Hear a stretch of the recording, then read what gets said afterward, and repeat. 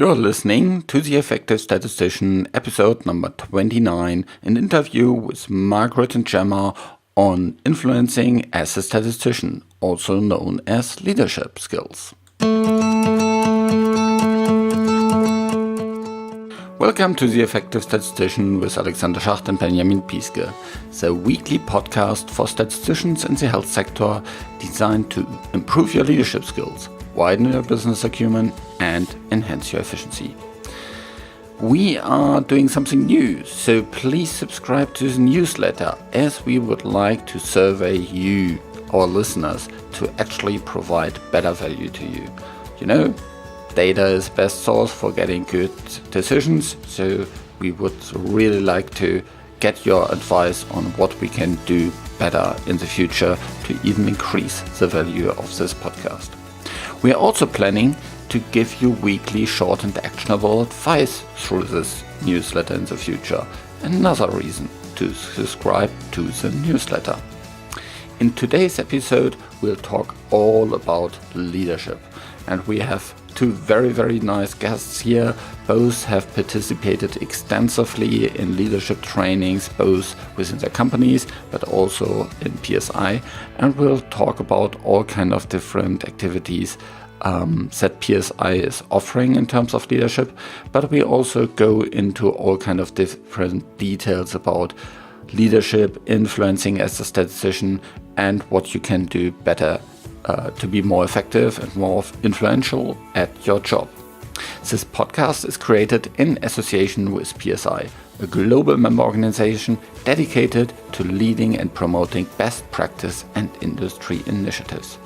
Join PSI today to further develop your statistical capabilities with access to special interest groups, the video-on-demand library, free registration to all PSI webinars, and much more. Visit the PSI website at psiweb.org to learn more about PSI activities and become a PSI member today.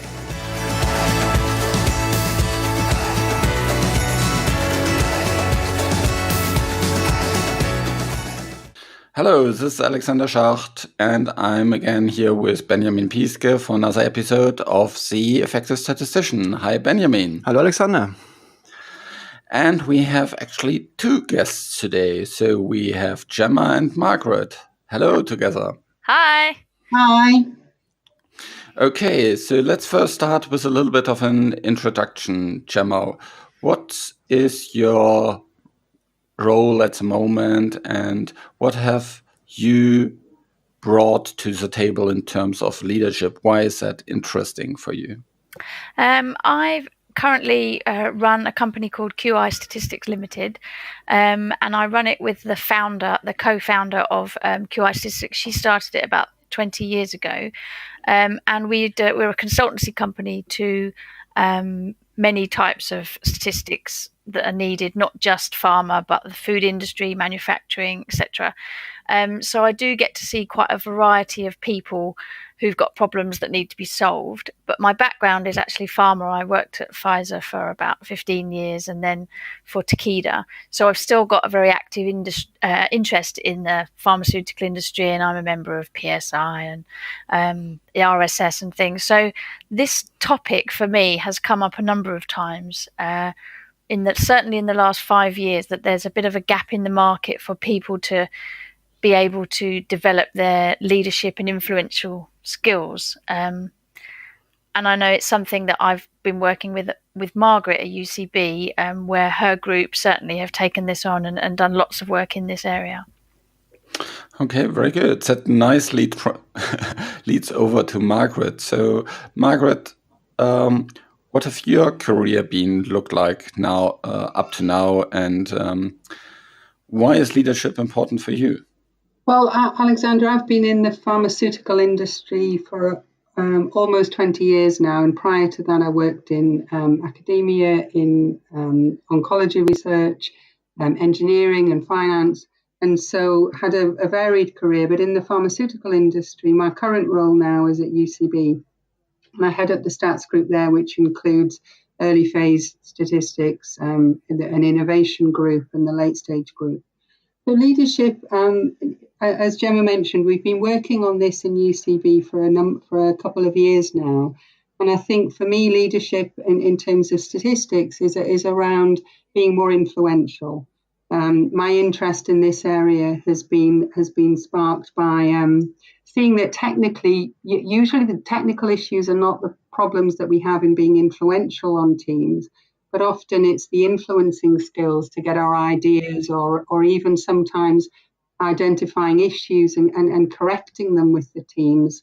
That's where we seem to somehow fall short. And I've been fortunate to be involved in leadership programs within Pfizer, within Lilly in the past, and really seen the impact that it can have on the effectiveness of both individual statisticians and the statistical organization as a whole. Yeah, I mean, I agree. I think back in the day, I was at Pfizer too when they did this stats training in terms of consultancy skills, and we had courses on communication, leadership, supervisory skills, and I think we were really lucky because in those days there was lots of budget for training people wider than just the technical skills, but I'm not sure that budget's there anymore, and so actually the role has become even more of a consultancy role perhaps than it was then, so it's even more crucial. The old role where statisticians just sat there and crunched numbers, has moved on now, and we need to recognize that and give people the skills that they need to be able to go out there and influence project teams with confidence. And I think I sort of observed at PSI a few years ago that really, the vast majority of the talks are focusing on our technical expertise. And as I say, this is rarely the area that limits our impact. And this is, I think, how we got involved in some of the leadership sessions that we've had at PSI recently. Yeah, which have been excellent last time in Amsterdam, actually. And you already mentioned that some of the skills for statisticians. I mean, our listeners are primarily statisticians or related fields. So where you mentioned that being influential, communicative, leadership in general. So what other skills would you say would be kind of the core skills that statisticians need to be taught? Certainly for me, I think it's about self-awareness. So we need to understand who we're dealing with. So we can't give the same message to a highly trained statistician as we would to somebody who works in a completely different field. So we have to understand who our audience is and how we come across, because if we could deliver a message that we think's okay but isn't understood, that's not good enough. And so to do this, we've got to have social skills. We've got to be able to communicate technical information in a clear and a concise way, because ultimately what we're doing is helping people make decisions. So it's our duty to make it understandable. We're not there to baffle people and show how clever we are. But of course, to be able to do that, all statisticians need to have confidence, self-belief, the ability to hold their own in a meeting, and sometimes be able to push back. Yes, and I think sometimes we think of leadership as leading other people, but I think often it's really about having leadership skills ourselves, even as individual contributors, so we can exhibit those skills that allow us to be influential within a team, being an effective member of that team, and really owning the accountability for our contribution. And not, it's not sufficient to have the technical skills and to try and communicate them when we're not effective in that communication. We really have to own that and own what people take away from our interactions with them, not just what we've tried to communicate. So you just mentioned social skills as kind of one of the key aspects. Can you expand a little bit on what you mean by social skills? I think statisticians are often given a bit of a bad press that they can't communicate. And I think statisticians can communicate, but they do it in perhaps not the usual way. So we have to, the social skills we need is to work out what form of communication is appropriate for the audience we're dealing with. So it can't always be just how you as a statistician like to communicate. You might find you've got to get better at giving presentations or explaining things to groups or joining in discussions when perhaps you'd rather just listen and feedback to people later. So when I say social skills, it's really about the art of communication and recognizing that your own style may be different from the style of the people that you're trying to influence. So there has to be some way that you can meet in the middle. Do you have an example where kind of that skill had a big impact, or where the lack of that skill led to problems? So I think that in terms of, I think one of the things about communication that I've observed about how we often communicate as statisticians is that we tend to communicate. We go from A to B, from the data to an answer, and we often communicate in that way. And when we think about the audience and we think about how they actually might want to receive that information, they may come at it from quite a different way. So I think it's thinking about different approaches and getting into the mind of the people that we're trying to influence. I think one example I have from very early on, where I had an experience of this, is that often we have situations where we're aware of, for example, a study design that the team are wanting to go ahead with is not optimal, or in some cases not really right. And our job, as the statistician, is to influence them in the right direction. The example I have was an interaction study very early on in my career in the industry, where the team wanted to go with only 3 arms, not use the full 4 arms. So no placebo arm, just the drug A, drug B, and the drugs combined. And despite a lot of escalation in the organization from the statistics organization and a lot of support, we failed to influence the team to do the full design. And I clearly hadn't communicated what the possible failures, if you like, of that approach were.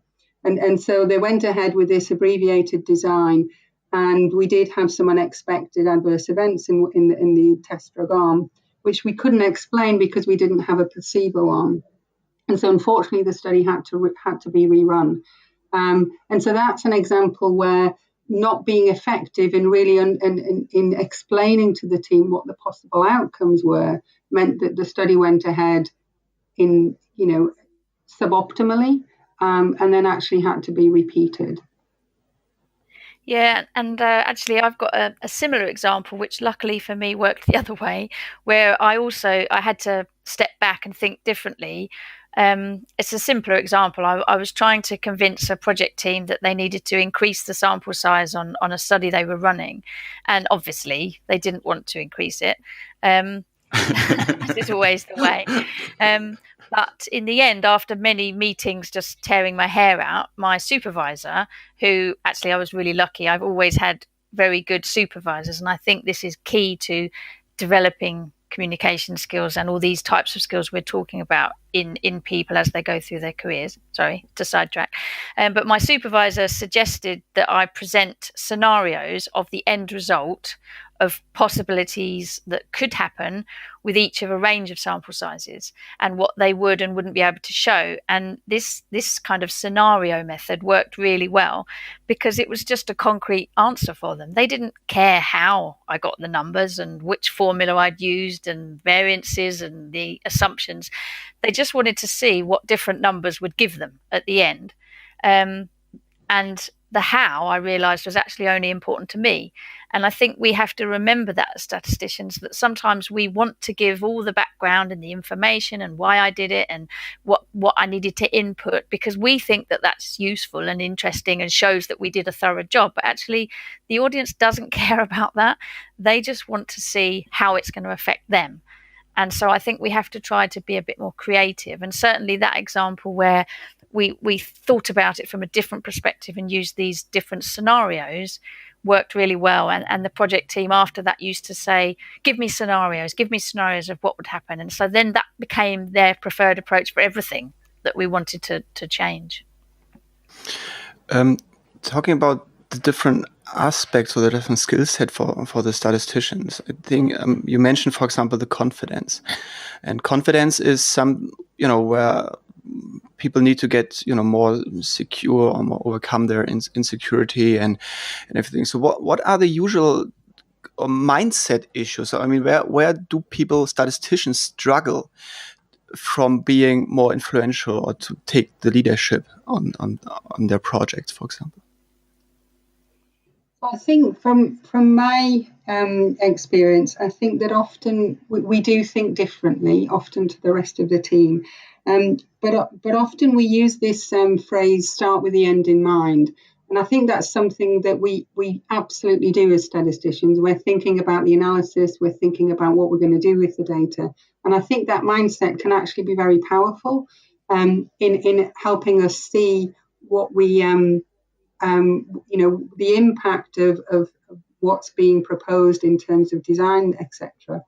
And it's back to this communication of how we can communicate in the right language to the rest of the team so that they understand, because often we're able to avoid issues rather than just repair them afterwards. So I think we do think differently. And I think there's also a piece about working with the teams to help them, that we need to develop better questioning skills, because we tend to want to rush to action sometimes as statisticians. We think we've got that and we want to start working on it. And I think developing the questioning skills so that we really understand what the team or the individual needs rather than what they think they want. And I think those questioning skills become very important, because many times I've seen that, the statistician's gone off and, right, okay, I've got that, gone off, done a whole load of work, only to come back and find that really that isn't what was required. It hasn't solved the problem or answered the question. And I think also sometimes by doing that questioning, we can sometimes avoid redundant work. So I think it's understanding, the bigger picture sometimes that we struggle with. And I think what we've done within UCB is sort of developed some sessions on questioning styles, etc., that can really help with that. And some of that we shared at we worked on at the PSI meeting in Amsterdam.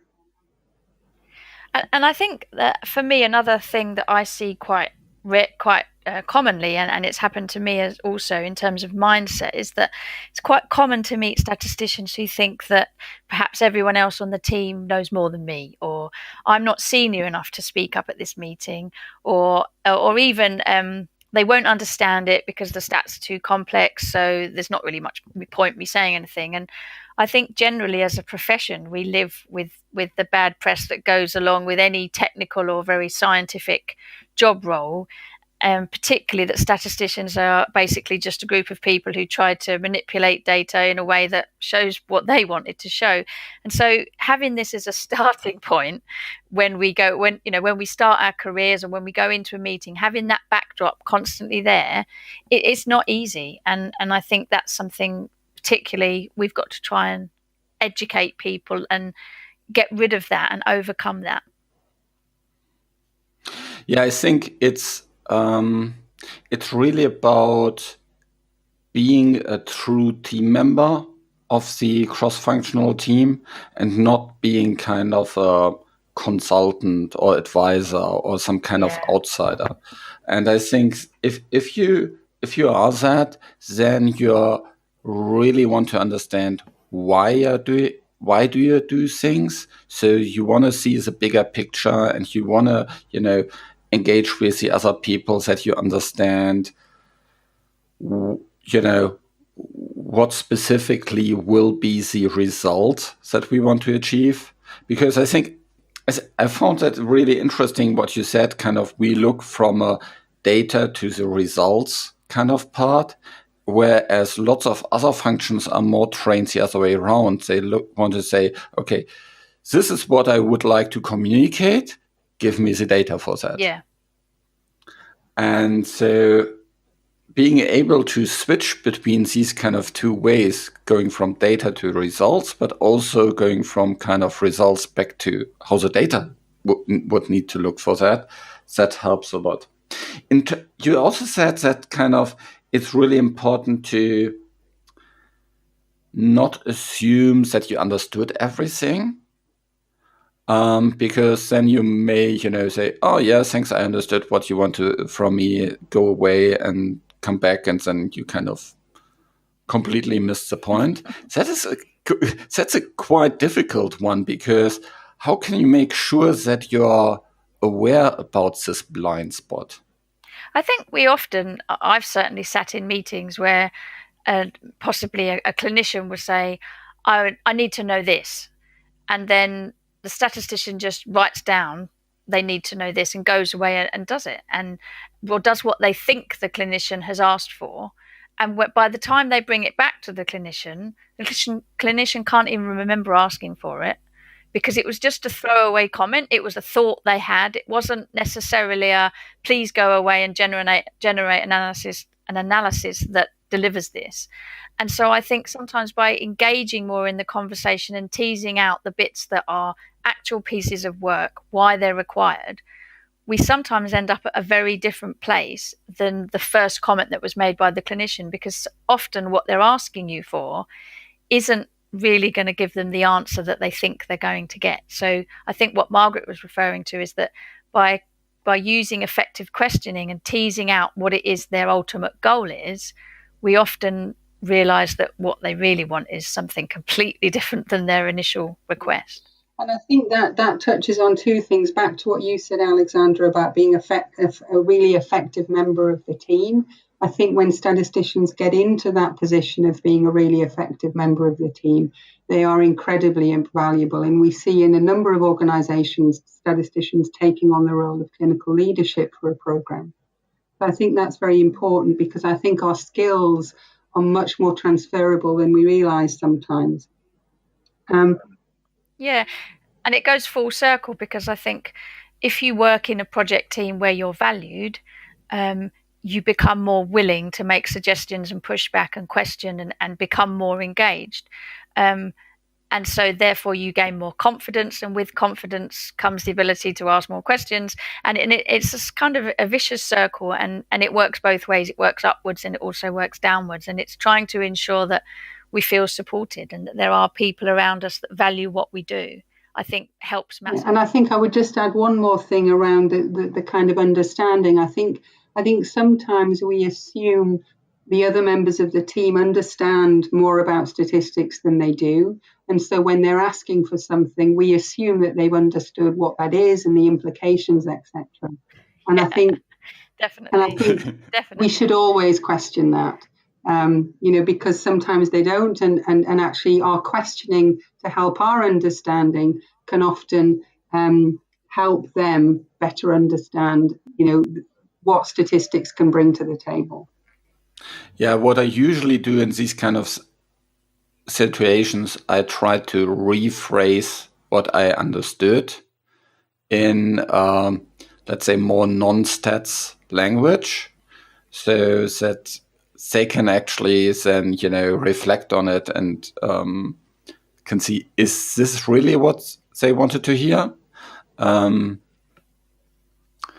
Rather than just, you want an ANOVA? Okay, I'll do an ANOVA. Yeah, exactly. Yeah, I think that's a really good point. And I think it goes back to what Gemma was saying earlier about, presenting scenarios. I think when we can communicate back the consequences of what they're describing or requesting from a statistical perspective, communicate it back in their language, whether it's visually or simulated studies or whatever, I think we end up with a much better conversation.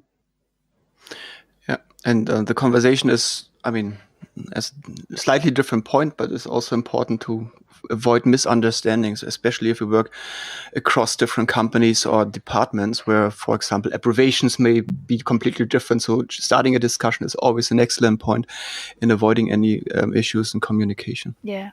Understanding. And generally, I've certainly found in any project team, it's a bit like in any company, if you can show a cost saving, next time they'll definitely listen to you. It's exactly the same on a project team. If you show them something and you help them save money or save time or come up with a better outcome the first time, the next time they come to you. You don't need to put that hard work in again. It's almost about having the courage to prove yourself the first time. And after that, it gets easier and easier and easier. Yeah, yeah. In terms of developing all these kind of different skill sets, we touched on some sessions at the last PSI conference in Amsterdam, where there was some leadership program and some leadership training in these regards. I could only participate in one of them because I had a chairing another session, a parallel session, but I found it really, really good.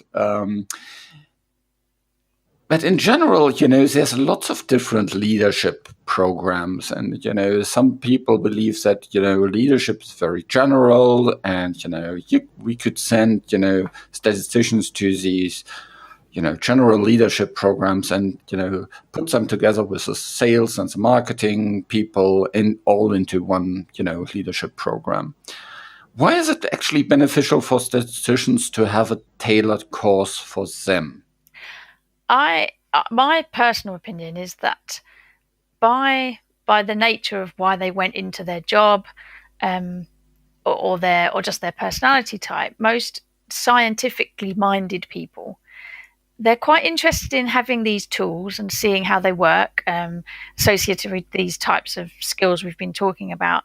But they're not necessarily interested in the lengthy explanations and the history and the about where it came from, who derived them, and how they developed over time, which is often the focus of these general leadership programs. They just want to know quickly so that in their mind they can get back to what they call their real work. So I think we've tried to address that. I mean, that's certainly based on some feedback we've had, is that they are interested, but they don't want to spend all day discussing where it came from. They just want to know what they need to do.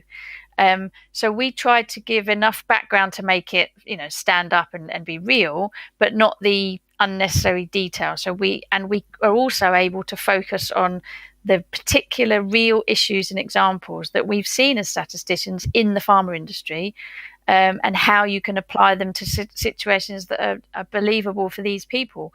Whereas generic courses, they don't usually manage that as well, because they haven't got the luxury of having actually living through those types of scenarios themselves. Things like, how do I influence a project team that they need to use a different technical method? That's going to be very different for a group of statisticians than it is for a sales team or some other group like that. So for me, having it run by people who've actually lived through these things brings an extra layer. And certainly from my perspective, having experienced both now, I think that focus is really powerful and has meant it's more efficient, essentially. At UCB, one of the things that was particularly helpful was we had Andy Grieve come in and talk to us about his experience when he was a young statistician and some of the challenges he faced and how he overcame them. And that was an incredibly powerful session, to have someone like Andy prepared to stand up and, be clear that, at the beginning of his career, it wasn't all easy and plain sailing. The young statisticians in our group found that very helpful. And, they've got tips and tricks from various folks on how to help in the interactions with our clinical teams, and we've seen real positive benefits from that. And I think one other thing in terms of your comment at the beginning about, mixing all the different backgrounds together, one of the things that we look at on the course is about how different people communicate and receive information and sort of process information. And I think in some way, because we're bringing like-minded people together, we're giving them a chance to do it in their way. Whereas I think perhaps adding too much diversity to the group would mean that some of the personality types in the stats groups might become a bit overwhelmed with perhaps marketing or sales type people who might dominate the session with the way that they like to communicate and receive information. So I think in tailoring it to particular personality types, even though there are still a range across statisticians, obviously, allows it to be more manageable for the people who are receiving it. Yeah, I think in terms of that, I think we just need to acknowledge that if you think across all statisticians, we are rather introvert, detailed, technical folk of people, and having a leadership training that is specific to such type of people helps a lot. So, for example, as you mentioned, speaking up is really important. I'm pretty sure that there are not a lot of salespeople that have problems with speaking up. Exactly. They wouldn't get a chance if we had statisticians and salespeople. The statisticians wouldn't say a word. Yeah, but absolutely. But maybe this would be part of the leadership skills set then, to learn during a mixed function we do leadership actually course. do that in some of the sessions. We do try to put people on the spot and say, well, we know this isn't your preferred style, but you got to have a go, see how you do it. And then the other way round, we get the people like me who can't stop talking, and we say, right, now you've got to be quiet for 5 minutes. How are you going to manage that? Yeah, I think what it also helps, it breaks it down to real everyday examples. So like, interactions with physicians or interactions with project management, interactions, with more senior executives, which, in the pharma industry are very often very specific, and you can, I'm pretty sure very, very similar discussions and struggles happen in, whether it's UCB or whether it's Lilly or whether it's Pfizer or whether it's any of the other pharma companies. Because the same type of personality structures and the same situations occur on a day-to-day basis. Yeah. So what courses are actually available from PSI for this leadership program? So up to now, we've run a one-day course open to all PSI members that was run last year. We're planning another one-day course, which will probably be early next year, and that will be an expansion of the kind of things we were covering in the PSI conference in Amsterdam. Gemma has also run a half-day session for the Introduction to Industry training group. And we're thinking about sort of alternative training mediums and perhaps some bite-sized sessions. Okay, you already mentioned that about alternative media. So what exactly are your plans? Do we have any more information on it? Nothing specific, but certainly, any suggestions or thoughts very welcome on things that, people might find useful. We did, obviously the podcast is one medium that we've been considering having some specific sessions on. But yes, nothing concrete at the moment. Yeah, I think the Effective Statistician podcast has actually lots of sessions about leadership. And so happy to have further sessions in the future there. In terms of this one-day course, can you speak a little bit about the content and how it's run and what is kind of the outcome for the different people that are attending? Yeah, I mean, they're designed but to be very interactive, because I think we all accept that most people struggle to learn and to be able to then apply learnings just by sitting listening to some kind of PowerPoint presentation.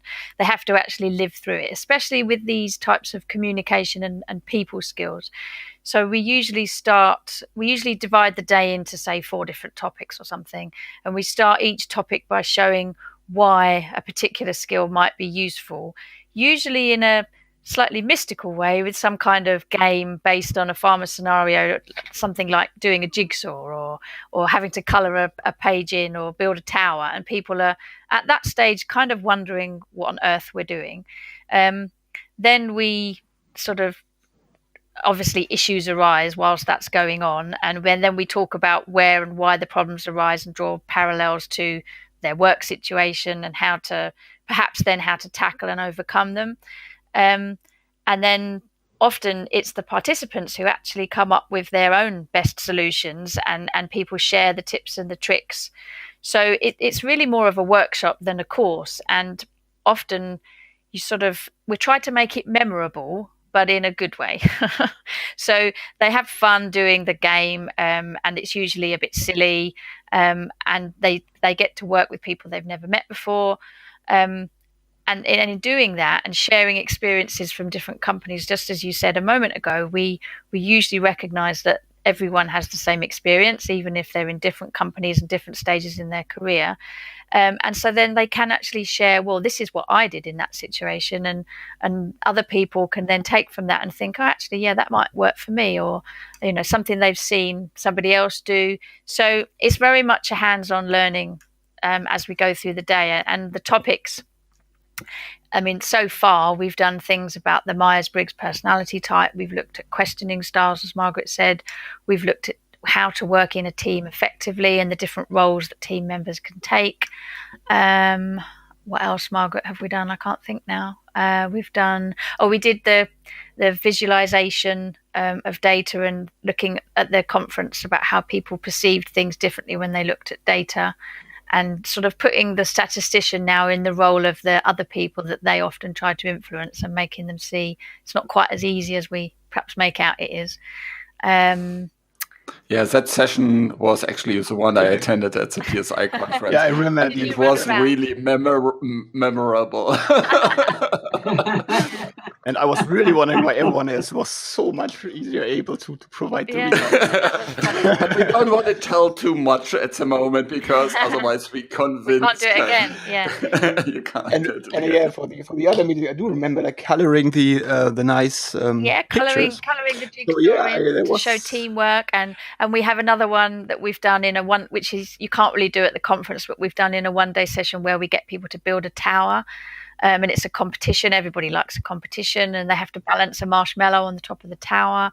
So all the kind of things that you do in these, you often go on these team building events, and for 4 days we used to, and you do strange things. We tried to kind of offer cut down versions of those, but tailored particularly to a particular problem that we think often arises as statisticians. So it's not really a course that you sit down and listen to slides. I think the whole one-day course had about 20 slides for the whole day, and that included things like pictures of marshmallow towers.